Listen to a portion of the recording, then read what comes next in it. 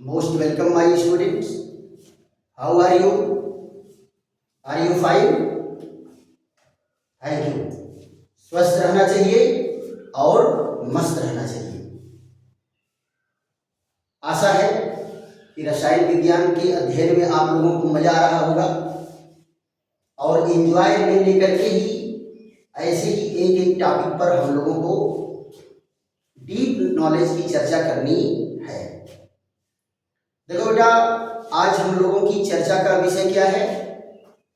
White board पर आप लोगों को दिख रहा होगा रासायनिक संयोग के नियम, fundamental law of chemical combination.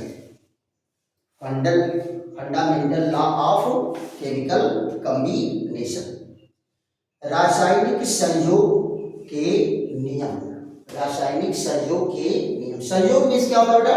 Combination, जुड़ना। संयोग मीन्स जुड़ना। तो पहला रूल यहां क्या है? द्रव्यमान संरक्षण का नियम। द्रव्यमान संरक्षण का नियम। यह नियम क्या कहता है? यह नियम कहता है कि कोई रासायनिक अभिक्रिया अगर हो रही है तो उसमें द्रव्यमान की क्षति नहीं होती। अभिक्रिया के बीच में कोई भी द्रव्यमान नष्ट नहीं होता। यानी अभिकारक का द्रव्यमान और उत्पाद का द्रव्यमान दोनों क्या होता है? समान होता है। अभिकारक का द्रव्यमान और उत्पाद का द्रव्यमान दोनों क्या होता है? समान होता है। और ये बहुत ही बेहतरीन रूल है और इसको कुछ केमिकल रिएक्शन पर कैलकुलेशन भी करके आपको बताएंगे। और इससे संबंधित बेटा एक लैंडोल्ट का प्रयोग है। लैंडोल्ट का प्रयोग है, उस पर भी हमारी आपकी चर्चा चलेगी। तो इसको कौन प्रतिपादित किए थे? एक रशियन वैज्ञानिक थे। रशियन वैज्ञानिक जिसका नाम था एम वी लोमोनोसोव।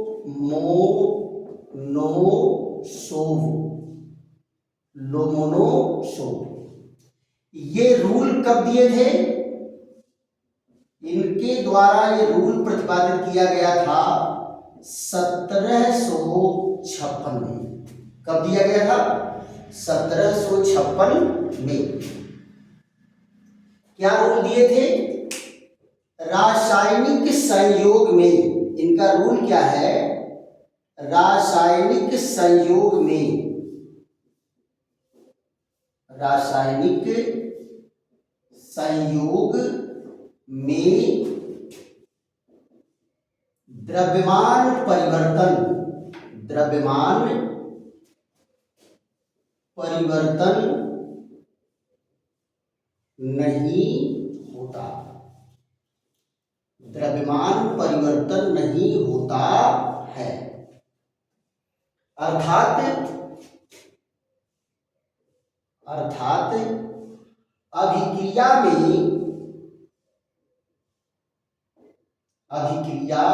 में अभिकारक व उत्पाद, अभिकारक व उत्पाद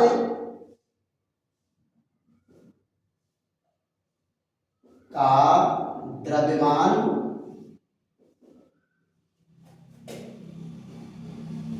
समान होता है।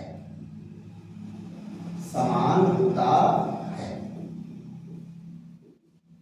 क्या कहे बेटा? रासायनिक संयोग में द्रव्यमान परिवर्तन नहीं होता। न तो द्रव्यमान बढ़ेगा और न ही द्रव्यमान घटेगा। यानी अभिक्रिया में अभिकारक व उत्पाद का द्रव्यमान समान होता है। इन्वर्टेड कामा बेटा यही बंद हो जाता है।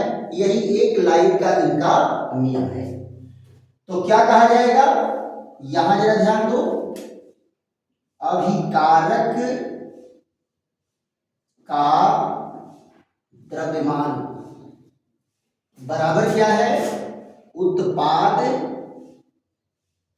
का द्रव्यमान, उत्पाद का द्रव्यमान।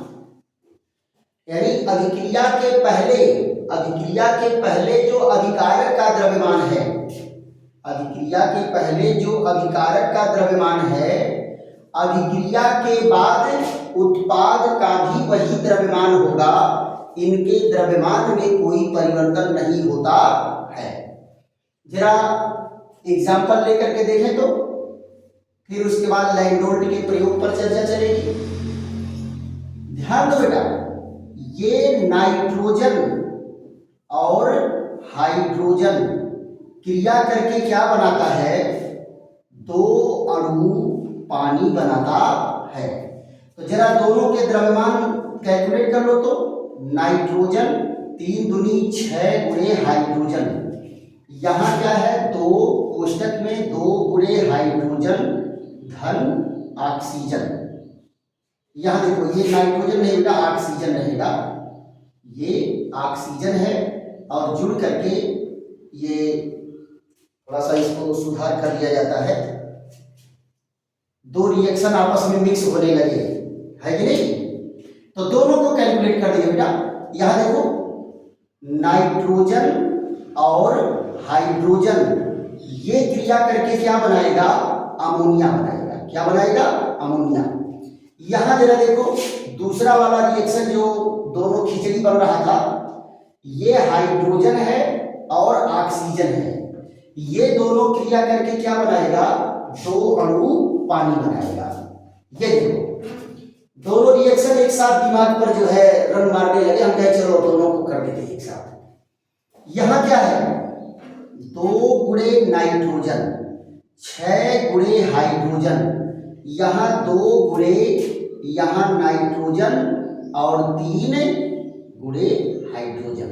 यहां देखो तो 2 गुणे इसका कितना होता है 14 है और इसका कितना होता है 1 है, तो 14 दूनी 28, 14 दूनी 28 और ये 6, 28 6 कितना होगा 34। यहां जरा देखो 2 इंटू 14 प्लस 3 इंटू 1, तो 2 इंटू यहाँ 14 प्लस 3 तो कितना हो गया 17। 2 इंटू 17 इक्वल टू 34।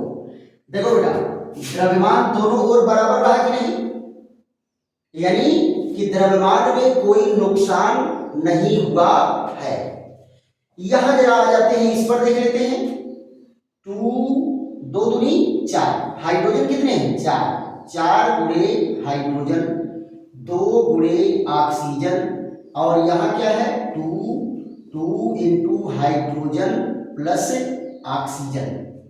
यहाँ देखो 4 गुणे 1 और 2 गुणे 16 है और यहाँ 2 इंटू 1 और प्लस 16, तो ये क्या हो जाएगा 4 और ये 16 टू जा 32 और यहाँ क्या है 2 और यहाँ हो जाएगा 2 प्लस 16, तो यहाँ क्या हो गया, इनको जोड़ लो, दोनों को जोड़ेंगे कितना आ गया 36। यहाँ देखो ये कितना हो गया, ये 2 इंटू 18 टू जा 36। देखो तो अभिक्रिया के बीच में कोई द्रव्यमान परिवर्तन हुआ है, नहीं हुआ है। इसी को बेटा कहते हैं द्रव्य संरक्षण का नियम, द्रव्य संरक्षण का नियम। और अगर ऐसे बात आ जाए तो आप क्या कहेंगे कि किसी रासायनिक अभिक्रिया में न तो द्रव्यमान नष्ट होता है और न ही द्रव्यमान उत्पन्न होता है। किसी रासायनिक अभिक्रिया में न तो द्रव्यमान नष्ट होता है और न ही द्रव्यमान उत्पन्न होता है, इसका मतलब उसके द्रव्यमान में कोई परिवर्तन नहीं होता है। क्लियर, बहुत बेहतरीन रूल है बेटा ये। और उसके बाद जो है इस पर एक वैज्ञानिक थे लैंडोल्ट बेटा एक प्रयोग किए हैं, उस प्रयोग को दिखा देते हैं, उसके बाद जो है उसका कैलकुलेशन भी दिखा देंगे कि देखिए दोनों तरफ द्रव्यमान क्या है, सेम है। तो यहां जरा देखिए, ये प्रयोग की चीज है। वो प्रयोग क्या किए, एक उपकरण लिए जो दो नली का बना हुआ था और दोनों नली बीच में क्या थे, जुड़े हुए थे, बीच में जुड़े हुए थे। और एक नली में ले लिए सोडियम क्लोराइड और दूसरी नली में क्या ले लिए, सिल्वर नाइट्रेट। अब फिर दोनों को संयोग कराए तो क्या पाए कि इनमें अभिक्रिया करने के पहले जो द्रव्यमान था, अभिक्रिया करने के बाद भी वही द्रव्यमान रहा।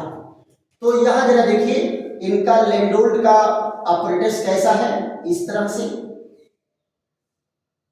ये देखिए, ये नली है और ये दूसरी नली है, दूसरी नली।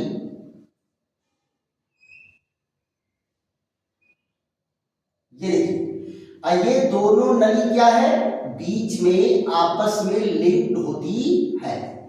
और ये देखो ऐसे इधर की साइड में ये बंद होता है और ऐसे इधर भी व्यवस्था होती है बंद करने की। अब यहां जरा देखो, इसमें एक सॉल्यूशन भरा हुआ है और दूसरे में दूसरा सॉल्यूशन भरा हुआ है। बस ये लैंडोल्ट का प्रयोग है। एक में क्या भरा है, सिल्वर नाइट्रेट और दूसरे में क्या भरा है, sodium chloride, sodium chloride. Clear. अब आप जरा ध्यान दो, अभी तो दोनों अलग अलग हैं और दोनों अलग अलग है तो क्या है, ट्रांसपेरेंट है, यानी दोनों विलयन कैसा है, पारदर्शी है। तो इनको क्या किए कि पहले तौल लिए, पहले इसको तौल लिए तो क्या है, अभिक्रिया से पूर्व, अभिक्रिया से पूर्व द्रव्यमान, अभिक्रिया कराने के पहले इनको तौल करके इनका द्रव्यमान नोट कर लिए। फिर क्या किए, फिर अभिक्रिया कराने के बाद, फिर अभिक्रिया कराने के बाद क्या किए, इसको ऐसे उल्टा उल्टा उल्टा उल्टा करके दोनों सॉल्यूशन मिला दिए, इसका उसमें इसका उसमें, क्योंकि ये नली है ना तो बीच में ये जो है इधर उधर करके इनको खूब मिला दिए, यानी अभिक्रिया हो गई। और अभिक्रिया होने के बाद फिर देखिए क्या होगा, ये ऑपरेटस फिर से इसको तौले, अभिक्रिया कराने के बाद इसको दोबारा जब तौल करके देखे तो इसके द्रव्यमान में कोई परिवर्तन नहीं हुआ। इसका मतलब क्या है कि यह प्रयोग भी बताता है कि अगर रासायनिक संयोग हो रहा है तो अभिकारकों और उत्पादों के द्रव्यमान में कोई परिवर्तन नहीं होता, यानी द्रव्यमान की क्षति नहीं होती और ना ही द्रव्यमान उत्पन्न होता है, ना ही द्रव्यमान उत्पन्न होता है। ये देखो बेटा, दोनों विलयन आपस में क्रिया करके क्या बना दिए, व्हाइट पीपीटी बना दिए, सफेद अवक्षेप। जो विलयन एकदम दूध की तरह से सफेद था वो क्या हो गया, अरे ट्रांसपेरेंट था, वो दूध की तरह से क्या हो गया, सफेद हो गया। ये देखो, ये विलयन कैसे थे, ये विलयन पारदर्शी थे, कैसे थे, पारदर्शी। और ये बाद में ये दोनों विलयन कैसे हो गए, दूध के समान सफेद, कैसे हो गए, दूध के समान सफेद हो गए। और ये प्रयोग करने के बाद फिर इसको तौले, पहले इसको तौल के द्रव्यमान लिख लिए थे, अब फिर अभिक्रिया कराने के बाद जब इसकी तौल लिए तो दोनों के द्रव्यमान में कोई परिवर्तन नहीं हुआ, यानी अभिक्रिया के बाद द्रव्यमान दोनों क्या थे, बराबर थे। अभिक्रिया के पहले जो द्रव्यमान था वही द्रव्यमान अभिक्रिया के बाद रहा, अभिक्रिया होने में इसके द्रव्यमान में कोई परिवर्तन नहीं हुआ है। क्लियर। अब जरा ध्यान दो, ये दोनों संयोग कौन किए हैं? यहां देखिए, ये है सोडियम क्लोराइड और ये कौन है? Silver nitrate. अब क्रिया करके क्या बनाया? सिल्वर क्लोराइड और क्या बना? Sodium nitrate. Sodium nitrate. तो जरा इनके द्रव्यमान की बात करते हैं। ये सोडियम है और ये क्लोरीन है, क्लोराइड है। यहां जरा देखो, ये Ag1 पॉजिटिव है और N धन O गुणे 3। यहां देखो क्या है? Ag1 पॉजिटिव और Cl निगेटिव और यहाँ Na पॉजिटिव और N प्लस O इंटू 3। अब यहां देखो, इसका कितना है? 23 और इसका 35.5। इसका कितना होता है बेटा? सिल्वर का होता है 108 और यहां जरा देखो, इसका 14 है और इसका क्या होगा? धन 16 गुणे 3। 16 गुणे 3। यहां देखो, सिल्वर का कितना है? 108 और 35.5। सोडियम का कितना है? 23। नाइट्रोजन का 14 है और ये 16 गुणे 3। जरा देखो तो ये जोड़ने पर कितना आ जाएगा? 58.5। जरा इनको देखो तो ये क्या है? प्लस 108। यहां देखो, ये है 16 या 48। 48 और 14 कितना हो जाएगा? 62। 62। अब यहां जरा देखो, इनको जोड़ोगे तो कितना हो जाएगा? ये 0.5, 8 5 13 है और यहाँ 1। ये 113.5 और ये कितना है? 16 या 48 14 है। 62 और 23। 62 और 23 कितना हो जाएगा? ये 23 प्लस 62। अब जरा ध्यान दो, इनको जब लिखेंगे तो ये कितना है? 58.5। 58.5 और इनको जोड़ लेंगे तो कितना आ जाएगा? ये आपका 170। 170। अब जरा देखो बेटा, कैलकुलेशन में इधर उधर मिस्टेक होगा तो भले हो, लेकिन ये रहता आता सही है। अब यहां देखो, 3 2 5 और 6 2 8। देखिए तो जोड़ते हैं तो यहां कौन आ जाएगा? पहले तो 0.5 हो गया, अब फिर 8 यहां आ जाएगा, फिर यहां देखो 7 5 12 का 2 हो गया और यहां 1 1 2। देखो तो इधर कितना आ रहा है? इधर 0.5 हो गया। ये देखो 5 3 8 और यहां कितना है? ये आपके 8 5 3 8 हो गया और 8 1 9। थोड़ा ऊपर नीचे करके जोड़ना पड़ेगा क्या? इन दोनों को जोड़ते हैं, लाओ जोड़ लेते हैं ऊपर नीचे करके। 170 और ये कितना है? 58.5। ये देखिए 5 8 और 7 5 12 और ये 2। जरा इन लोगों को जोड़िए तो ये कितना है? 113.5 और ये 85।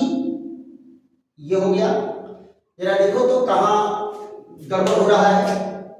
इन दोनों को जोड़ने पर दोनों बराबर ही आएगा। यहां देखो, सिल्वर का इतना है 108, ये 35.5। तो यहां देखिए, ये आपका 35.5 है, 8 143 हो जाएगा। यहां देखिए कितना हो जाएगा? 143। इनको जोड़ लो, 108 और ये 35.5। ये 0.5 हो गया, 8 5 13 हो गया, 3 1 4 हो गया, ये 143.5। अब यहां जरा देखो, 143.5 ये आया तो यहां क्या हो गया? अब ये 0.5 और 5 3 8, 8 4 12 और ये आ गया, दोनों बराबर। तो यहां पर जरा देखिए 143 और इन दोनों को जोड़ेंगे तो यहां क्या आ जाएगा, ये आपका आ गया 228.5। देखो बेटा, यहां पर दोनों तरफ के द्रव्यमान में कोई परिवर्तन नहीं आया है। अभिक्रिया के पूर्व जितना द्रव्यमान अभिक्रिया के बाद भी उतना ही द्रव्यमान, राइट। तो ये क्या है, लैंडोल्ट का प्रयोग है और इसे ही कहते हैं द्रव्य संरक्षण का नियम। यानी अभिक्रिया के पहले और अभिक्रिया के बाद अभिकारकों में कोई द्रव्यमान परिवर्तन नहीं होता, न द्रव्यमान उत्पन्न होता है न द्रव्यमान नष्ट होता है। यानी अभिकारकों का द्रव्यमान और उत्पादों का द्रव्यमान हमेशा सुरक्षित रहता है, संरक्षित रहता है। इसे ही द्रव्य संरक्षण का नियम कहते हैं, द्रव्य संरक्षण का नियम कहते हैं। तो आप लोगों को द्रव्य संरक्षण का नियम पूरा समझ में आ गया कि नहीं आ गया, बेहतर ढंग से। और ऐसे ही एग्जाम्पल दे करके बेटा 2 लाइन का नियम लिखेंगे और एक एग्जाम्पल दे करके लिखेंगे। अगर लैंडोल्ट का प्रयोग दिया है या कहेगा कि प्रयोग के आधार पर सिद्ध कीजिए, तब तो ये आप प्रयोग देंगे। और अगर मान लीजिए प्रयोग नहीं पूछ रहा है तो बस नियम देंगे और एक उदाहरण दे देंगे, बस आपका काम हो गया। चलिए, और अगर समझ में आया है तो खूब लाइक करिए, शेयर करिए और सब्सक्राइब करिए और कमेंट भी करिए कि बढ़िया से समझ में आ रहा है कि नहीं आ रहा है। और जहां न समझ में आवे उसको भी कमेंट करिए, तो उसके बारे में फिर दोबारा चर्चा हम लोग कर लेंगे। थैंक यू, धन्यवाद।